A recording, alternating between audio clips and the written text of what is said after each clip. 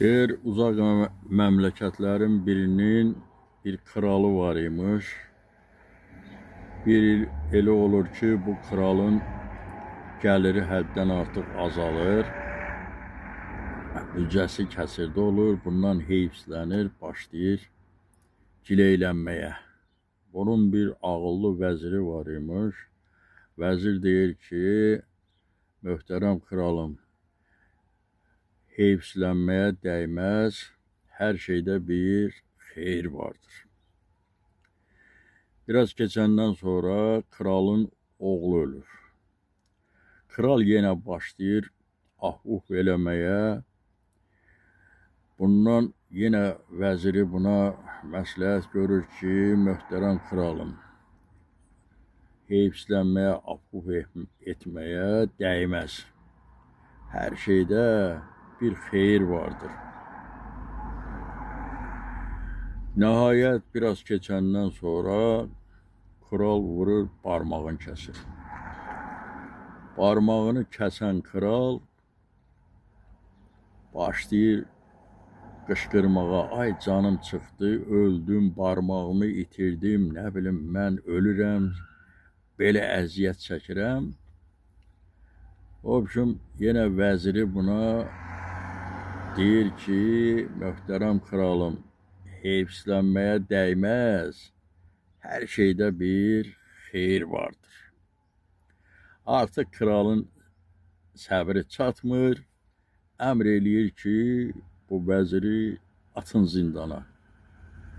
Bəli, vəziri tutub atırlar zindana. Kral axtarıb özünə yeni bir vəzir tapır. Belə olur ki, kralın bir gün sıxılır, keyfi pozulur, darıxmır. Bunu görən yeni vəziri krala məsləhət görür ki, möhtərəm kralım, mən bir orman yeri bilirəm. Ora dincəlmək üçün çox gözəl bir yerdir. Ovovlamaya, dincəlməyə yaxşıdır. Amma orada adam yeyənlər var. Kim o ormana gedirsə tutub yeyirlər. Bir iş var ki, biz dəstə ilə ora getsək, hərbiçilərlə, ox atanlarla ora yığışıb getsək, onlar bizə bir şey deyəməzlər.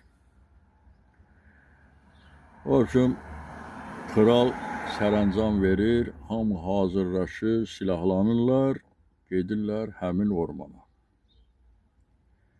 Belə ormanda biraz keçəndən sonra bir də görürlər ki, adam yeyənlər bunları mühasirəyə alıblar.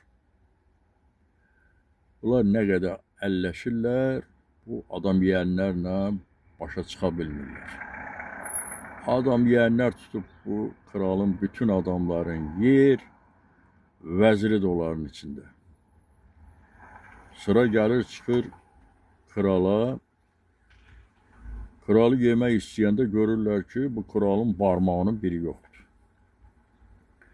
Deyirlər, yox, sən bizim qaydalarımıza uyğun gəlmirsən. Biz bütün adamları yeyirik. Üzvləri çatışmayan adamları yemirik. Bu bizim kurallarımıza aykırıdır. Ona görə bu kralı bırakırlar, deyirlər, yer çık get. Kral baş götürür, qaçır, gəlir, çatır nəhayət sarayına. Saraya çatan kimi gedir zindana. Zindana vəziri çağırtdırır. Deyir, vəzir, deməzsən bə bizim başımıza nələr gəldi, nələr. Deyir, nələr gəldi kralım. Deyir, biz bir ormana getmişdik. Orada dincəlib ov eləməyə. Orada adam yeyənlər var idi. O adam yeyənlər mənim bütün adamlarımı tutub yedilər. Yeni vəzirimi də tutub yedilər. Növbə mənə çatanda baxdılar, gördülər, barmağımın biri yoxdur. Ona görə məni buraxdılar. Sən elə düz deyirmişsən, hər şeydə bir xeyir var. Ona görə məni bağışla inan, mən səni bu neçə illər zindanda əzab əziyyət içərisində saxlamışam. Deyir, yox kralım, heyfslənməyə dəyməz. Hər şeydə bir xeyir var. Əgər sən məni bu zindana attırmasaydın, indi məni də orada adam yeyənlər tutub yemişdilər. Məni bu zindana attırdığına görə mən həyatımı sənə borcluyam.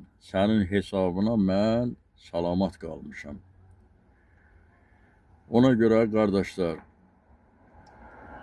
biz insanıq da, həyatda cürbəcür hadisələr başımıza gəlir. Bəzən bu hadisələrin baş verdiyinə görə çox heyfslənirik, ahuf eləyirik. Ona görə bu hadisələrə çox heyfslənməyə dəyməz. Hər şeydə bir xeyir vardır. Bunun ən gözəlini Allah bilər. O hadisə bizim başımıza niyə gəldi? O gəlməsəydi bizi hansı bəlalar gözləyir? Ona görə hər şeydə səbir və təmkinli olmaq lazımdır. Allah sizləri xoşbəxt eləsin. Sağ olun.